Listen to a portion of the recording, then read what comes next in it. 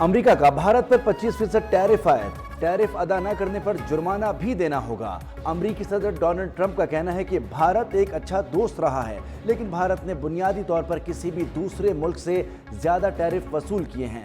Trump نے بھارت پر روس سے فوجی ساز و سامان خریدنے کا بھی الزام عائد کیا۔ ٹیرف کے لیے دی گئی جمعے کی ڈیڈ لائن میں توسیع سے بھی انکار۔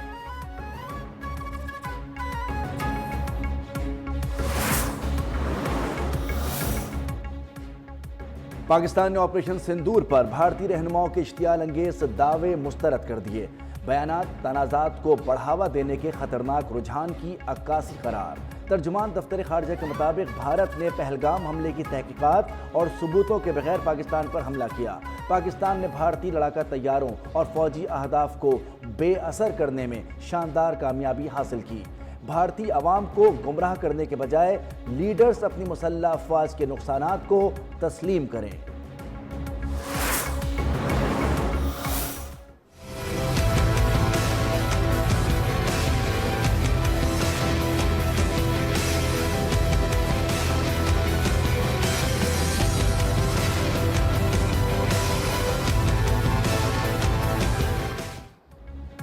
مارکہ حق میں شکست کے بعد بھارت دہشت گرد گروہوں کے ذریعے ہائبرڈ جنگ کو فروغ دے رہا ہے۔ فتنۃ الخوارج، فتنۃ الہندوستان جیسی بھارتی پراکسیز کو بھی عبرتناک انجام اور ذلت کا سامنا کرنا پڑے گا، فیلڈ مارشل عاصم منیر نے واضح کر دیا۔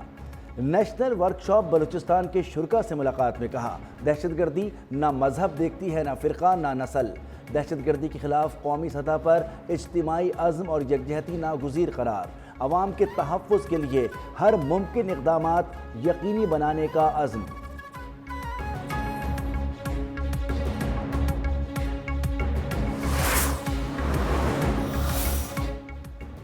پاکستان نے مودی کی ساکھ مٹی میں ملا دی۔ بھارتی وزیراعظم اب بین الاقوامی مذاق بن چکے ہیں۔ نریندر مودی کی ناؤ اب ڈوب چکی۔ بیانات دے کر مودی اپنی ساکھ دوبارہ بحال کرنا چاہتے ہیں۔ وزیر دفاع خواجہ آصف کی نجی ٹی وی سے گفتگو، کہا کہ بانی کے بیٹوں کو آنے سے نہیں روکا، میں نے میڈیا پر ہی پڑھا ہے کہ والد نے منع کیا ہے کہ وہ نہ آئیں۔ واضح کیا پی ٹی آئی کو 9 مئی یا 26 نومبر برپا کرنے کی اجازت نہیں دیں گے۔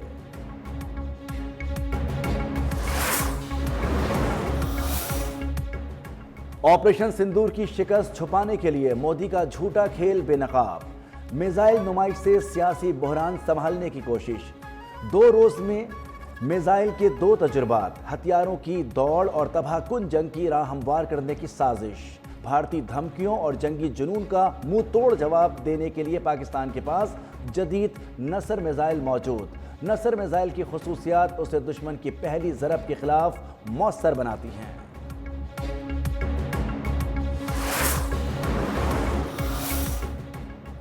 وزیراعظم شہباز شریف کی زیر صدارت وفاقی کابینہ کا اجلاس، 7 نکاتی ایجنڈے پر غور، خلیجی ممالک کے ساتھ آزاد تجارتی معاہدے پر دستخط کی منظوری ایجنڈے میں شامل۔ نیشنل آرٹیفیشل انٹیلیجنس پالیسی 2025 زیر غور۔ ڈرگ ریگولیٹری اتھارٹی کے انسداد منشیات انسپیکٹر کے تقرر کا فیصلہ بھی ہوگا۔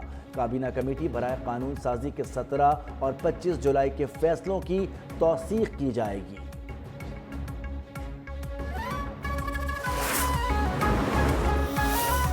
آئندہ 2 ماہ کے لیے شرح سود 11% برقرار۔ گورنر اسٹیٹ بینک جمیل احمد نے مہنگائی بڑھنے کی پیشگوئی کر دی۔ توانائی کی قیمتوں میں آئندہ بھی اضافے کا امکان ظاہر۔ کہا کہ اس وقت مہنگائی کی شرح 7.2% ہے، جو کچھ ماہ تک برقرار رہ سکتی ہے۔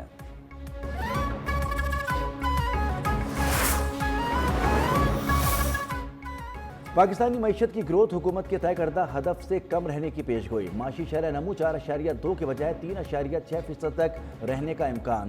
IMF کی ورلڈ اکنامک آؤٹ لک اپ ڈیٹ رپورٹ جاری۔ عالمی سطح پر مہنگائی کی شرح 2025 اور 2026 کے درمیان نسبتاً کم رہنے کی توقع۔ عالمی معیشت کی ترقی کی رفتار 9% سے 3.1% تک آ سکتی ہے۔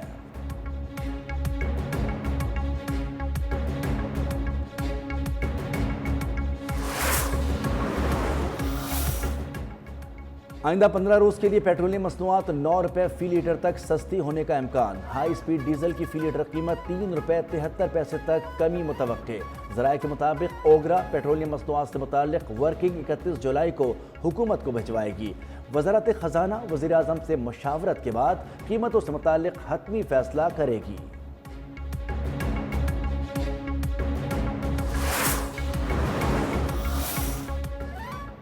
5 لاکھ ٹن چینی کا اسٹاک رکھنے کے علاوہ حکومت مداخلت نہیں کرے گی۔ حکومت ٹریڈنگ کارپوریشن آف پاکستان کے پاس 1 ماہ کی کھپت کے برابر اسٹاک رکھے گی۔ شوگر سیکٹر کو ڈی ریگولیٹ کرنے کے لیے تجاویز تیار۔ ڈی ریگولیٹ کرنے پر قیمتیں کنٹرول نہ ہونے پر سبسڈی بڑھانے کی سفارش۔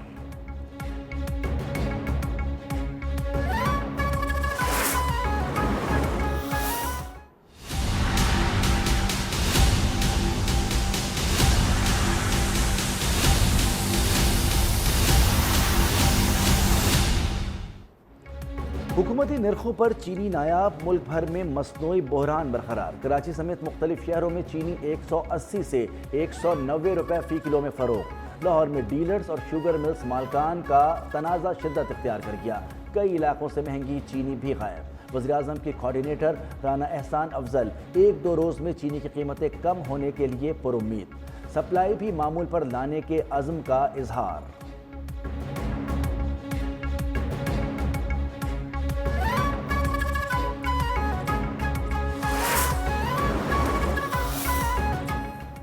وزیر اعلیٰ خیبر پختونخوا کی زیر صدارت ایپیکس کمیٹی کا اجلاس۔ کور کمانڈر، چیف سیکریٹری اور آئی جی سمیت دیگر حکام کی شرکت۔ صوبے میں امن و امان کی صورتحال کا جائزہ۔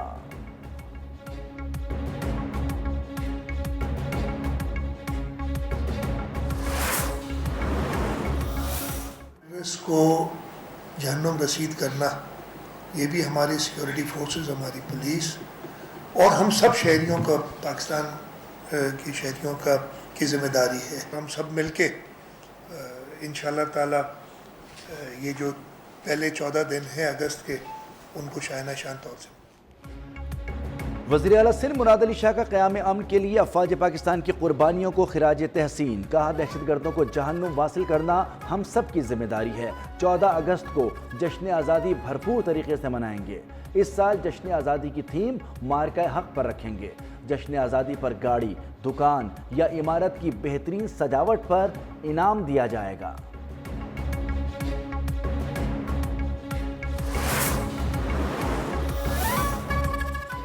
NA-175 میں ضمنی الیکشن کا شیڈیول معطل۔ Chief justice Lahore high court justice Aliya Neelam کی سربراہی میں 3 رکنی فل بینچ نے جمشید دستی کی درخواست منظور کر لی۔ اٹارنی جنرل آف پاکستان کو معاونت کے لیے نوٹس جاری۔ الیکشن کمیشن نے جمشید دستی کی تعلیمی اسناد کو جعلی قرار دیتے ہوئے انہیں نااہل قرار دیا تھا۔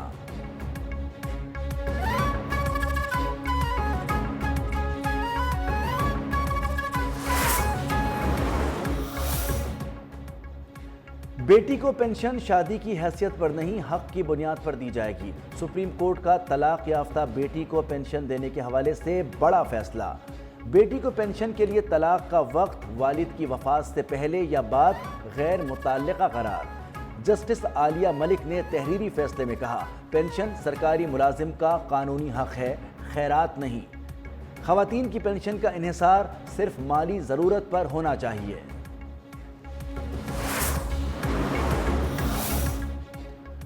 پنجاب میں پبلک اکاؤنٹس کمیٹی 3 کا تاریخی اقدام۔ بزدار دور کے بدعنوان سرکاری افسران سے 1 ارب روپے کی ریکوری۔ پی ٹی آئی دور میں آڈٹ آفیسرز کے 6% تک کمیشن لینے کا انکشاف۔ خیبر پختونخوا کے محکمہ تعلیم میں ہیومن کیپٹل انویسٹمنٹ پروجیکٹ میں کرپشن کی تحقیقات کا آغاز۔ نیب خیبر پختونخوا نے سیکریٹری تعلیم اور سیکریٹری منصوبہ بندی کو خط لکھ دیا۔ پروجیکٹ سے متعلق معلومات اور دستاویزات طلب۔ منصوبے میں ٹھیکیداروں کو جعلی دستاویزات پر ادائیگیوں کے الزامات ہیں۔ خریداری میں کمیٹی میں ورلڈ بینک اور سیکریٹری تعلیم کی منظوری کے بغیر تبدیلی کی گئی۔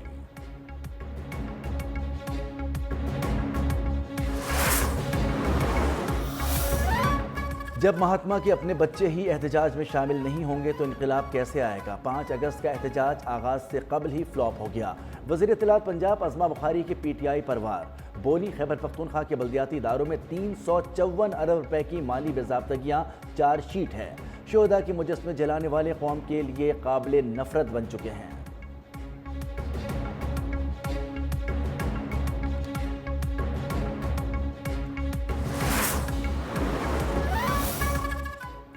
جعلی حکومت 5 اگست کی احتجاج کال سے بوکھلاہٹ کا شکار ہو چکی ہے۔ یہ احتجاج جعلی حکومت کے سیاسی تابوت میں آخری کیل ثابت ہوگا۔ مشیر اطلاعات خیبر پختونخوا بیرسٹر سیف کا رد عمل، کہا کہ اوچھے ہتھ کنڈوں سے پی ٹی آئی کو دبایا نہیں جا سکتا۔ نااہل حکومت پی ٹی آئی کے اہل امیدواروں کو نااہل قرار دے رہی ہے۔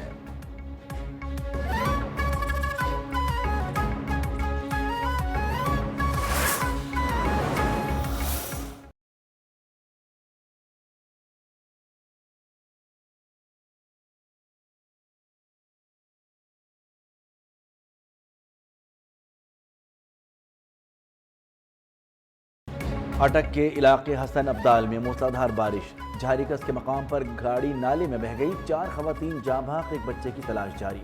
ریسکیو ٹیموں نے 5 افراد کو بچا لیا۔ راولپنڈی کے علاقے سید پور میں 90 ملی میٹر بارش ریکارڈ، نشیبی علاقے زیر آب، پانی گھروں میں داخل۔ آزاد کشمیر کے ندی نالوں میں طغیانی، لاہور سمیت پنجاب میں بھی کہیں ہلکی کہیں تیز بارش۔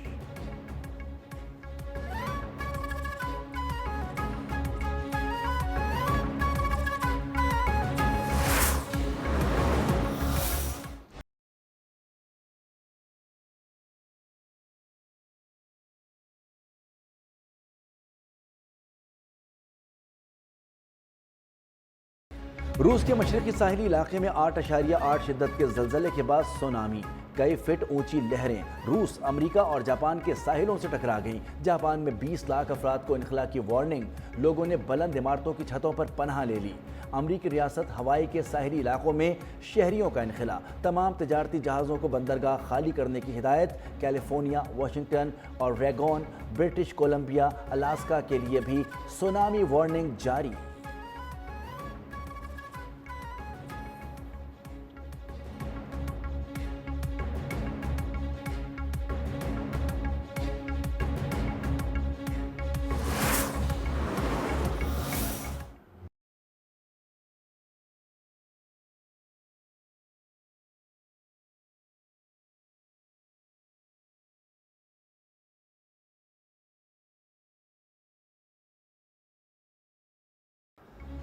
غزہ پر اسرائیلی حملوں میں مزید 83 فلسطینی شہید، شہداء میں امداد کے متلاشی 33 فلسطینی بھی شامل۔ تازہ شہادتوں کے بعد اکتوبر 2023 سے جاری اسرائیلی حملوں میں فلسطینی شہداء کی مجموعی تعداد 60,034 تک جا پہنچی۔ مقبوضہ مغربی کنارے میں یہودی آباد کاروں کے نہتے فلسطینیوں پر حملے، اسرائیلی آباد کاروں نے گولی مار کر فلسطینی فٹ بالر اور انسانی حقوق کے کارکن اودا ہازلین کو شہید کر دیا۔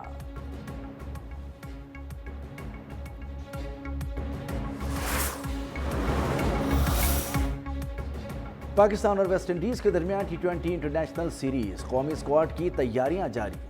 پاؤڈر کاؤنٹی اسٹیڈیم لارڈر ہل میں دوسرے روز بھی پریکٹس، خوب فیلڈنگ، بیٹنگ، بولنگ کی دونوں ٹیموں کے درمیان پہلا T20 کل کھیلا جائے گا۔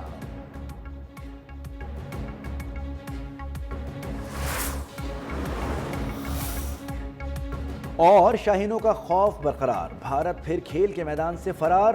World champion ship of legends میں بھارت کا پاکستان کے خلاف سیمی فائنل کھیلنے سے انکار۔ برمنگم میں کل پاک بھارت سیمی فائنل شیڈول تھا۔ بھارتی ٹیم نے پاکستان کے خلاف گروپ مرحلے کا میچ بھی نہیں کھیلا تھا۔